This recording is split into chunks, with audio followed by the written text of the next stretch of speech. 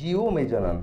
मैंने इसके पहले भी 3-4 वीडियो अपने यूट्यूब चैनल पर स्टडी ग्रीन पर्दा वाला पर अपलोड कर दिया है। और आप लोग जाकर हमारे अभी 10 मिनट या 15 मिनट का ही वीडियो हम डाल रहे हैं ताकि आपको बोर ना लगे। और मैं कोशिश करूंगा कि आने वाले 1-2 महीना में कम से कम 50 मिनट या 1 घंटे का वीडियो अपलोड करूं। बस आप लोग का प्यार चाहिए। चलिए दोस्तों, हम आगे बढ़ते हैं। और इसके पहले वाले में हमने ऑब्जेक्टिव भी डाला है और कुछ सब्जेक्टिव भी वीडियो बनाकर डाला है। हम लोग आज पढ़ेंगे जियो में जनन। जियो में जनन, ये नोट्स मैंने जो दे रहे हैं आपको, ये बहुत ही ज़रूरी है। अगर इस चीज़ को अगर आप पढ़ लेते हैं कंसेप्ट के साथ में तो 100% है कि आपके एग्ज़ाम में बहुत हेल्पफुल मिल जाएगा। तो चलिए हम लोग आगे बढ़ते हैं। सबसे पहला चीज़ है कि हम लोग को ध्यान देना है, और ध्यान देने से ही सब कुछ समझ में आएगा कि जनन क्या होता है। मैंने भी इसके पहले वाले वीडियो में भी बताया है, और मैं हर तरीके से आपके बीच में वीडियो बनाकर देना चाहता हूँ ताकि आपको सही से समझ में आ जाए। आप अपने नोट्स बना लीजिए, अपने कॉपी में लिख लीजिए, आपके पास में रहेगा। तो जनन रिप्रोडक्शन क्या होता है? जीवों द्वारा अपने समान नई संतान उत्पत्ति करने की प्रक्रिया को जनन कहते हैं, यानी रिप्रोडक्शन कहते हैं। रिप्रोडक्शन कहते हैं। जीवों में अपने समान मतलब जब कोई जीव अपने जैसे जीव को उत्पत्ति करता है या करने की चाहत रखता है तो जनन की प्रक्रिया को वो अपनाता है, और अपना करके आगे की क्रिया विधि से प्रकृति की जो क्रिया होती है वो हो करके एक नई संतान की उत्पत्ति करता है। और जो संतान उत्पत्ति होता है वो उत्पत्ति इस जनन की प्रक्रिया द्वारा ही होता है। ठीक है। अब क्या हम लोग जानेंगे दोस्तों? हम लोग जानने का प्रयास करेंगे कि आखिर में ये जो जनन की प्रमुख विशेषताएं हैं ये क्या होती है। आखिर में हम लोग जनन को जान लिए, जनन को समझ लिए, लेकिन इसके विशेषताएं हैं, जो प्रमुख विशेषताएं उसके बारे में जानेंगे। प्रत्येक जीव में किसी न किसी रूप में जनन होता है। प्रत्येक जीव में किसी न किसी रूप में जनन होता है। यह जीवों का महत्वपूर्ण जैविक गुण है। जैविक का मतलब होता है जो जीव के अंदर गुण पाया जाता है उसी को हम लोग जैविक गुण कहते हैं। और यही जैविक गुण इस जीव के अंदर आता है, और ये गुण को अपना करके और जनन की क्रिया अपना करके एक नई संतान की उत्पत्ति करते हैं, जिसे हम लोग प्रक्रिया को क्या कहते हैं? जनन कहते हैं। इससे नई पीढ़ी का निर्माण होता है। बात सही है दोस्तों। अगर ये क्रिया न चले तो उसके आगे आने वाली जो पीढ़ी होती है वो नहीं हो पाएगी, और एक नई पीढ़ी का निर्माण भी नहीं हो पाएगा। जनन के कारण जीव का क्रम लगातार चलता रहता है। अगर आज ये जनन की क्रिया जीव नहीं करते हैं, कोई भी जीव, तो उनकी जो प्रक्रम है, उनका जो लगातार जीव बनने की जो वंशज होती है वो क्या हो जाएगा? बंद हो जाएगा, जिसकी वजह से उनके संतान नहीं हो पाएंगे, उनके बाल बच्चे नहीं हो पाएंगे, और वो अपने जीव को आगे नहीं बढ़ा सकेंगे। ये सबसे पहले हम लोग को जानना जरूरी है। आगे की तरफ चलते हैं दोस्तों कि जनन की तुलना अलैंगिक व लैंगिक में जानेंगे। जनन की तुलना लैंगिक व अलैंगिक में जानेंगे। कहता है कि जनन की तुलना हम लोग किससे करेंगे? अलैंगिक से और लैंगिक से।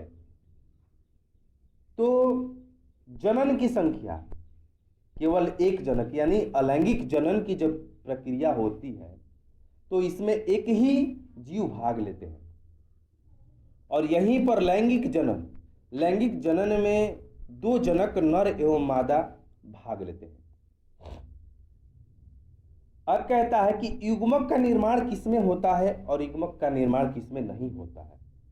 तो युग्मक का निर्माण अलैंगिक जनन में नहीं होता है, जबकि युग्मक का निर्माण नर एवं मादा में होता है, बनते हैं। ठीक है। अब कहता है कि निषेचन, यानी निषेचन को हम लोग इंग्लिश में फर्टिलाइजेशन बोलते हैं। तो जो फर्टिलाइजेशन है, निषेचन है, निषेचन जो है अलैंगिक जनन में नहीं होता है। जिसमें एक जीव भाग लेते हैं इसमें निषेचन नहीं होता है, और लैंगिक जनन में निषेचन होता है।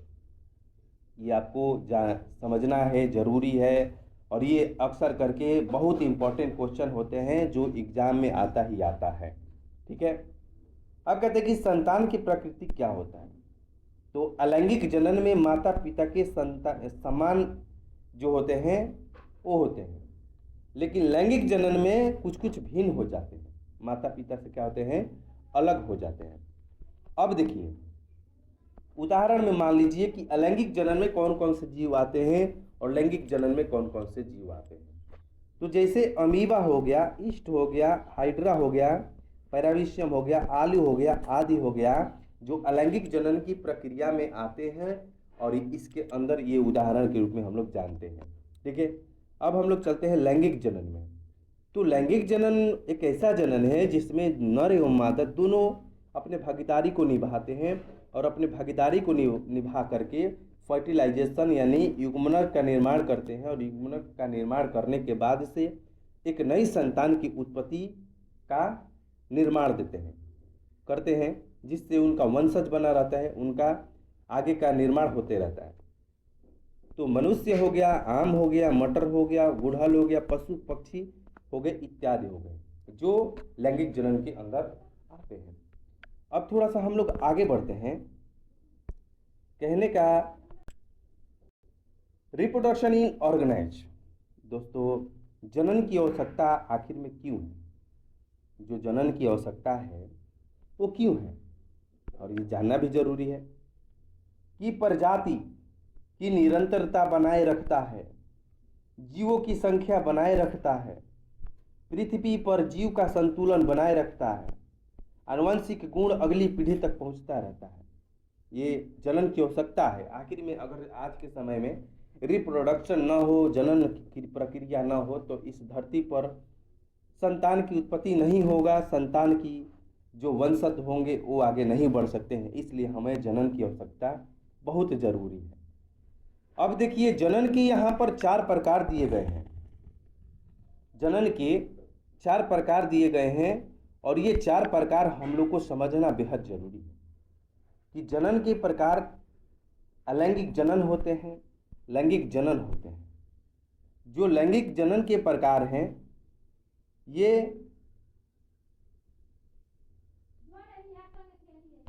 सॉरी दोस्तों हमने 4 प्रकार बोल दिया, 4 नंबर बोलना चाहिए। तो देखिए अलैंगिक जनन और लैंगिक जनन, एसेक्सुअल रिप्रोडक्शन और सेक्सुअल रिप्रोडक्शन।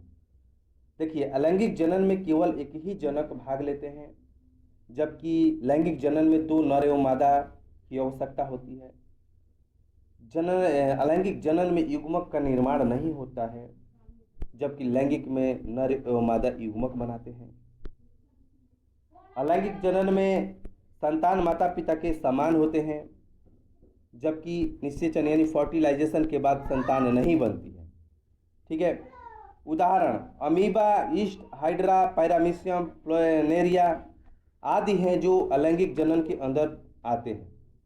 उदाहरण में मनुष्य, आम, मटर, गुड़हल, मटर, पशु पक्षी इत्यादि ये सब जितने भी हैं लैंगिक जनन के अंदर आते हैं। देखिए दोस्तों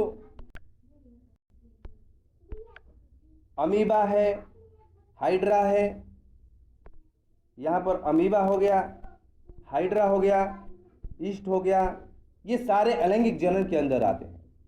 जो एकल यानी इसमें जो एक ही जनक भाग लेकर के अपने नई संतान की उत्पत्ति करते हैं। यहाँ पर पहले शुक्राणु आता है, शुक्राणु से अंडाणु बनता है, और अंडाणु से युग्मनज यानी जाइगोट बनता है, और जाइगोट के बाद एक बच्चे का निर्माण होता है। ये सारे चीज़ आपको एकदम कंसेप्ट के साथ समझना है ताकि आपको अच्छा समझ सके। अब देखिए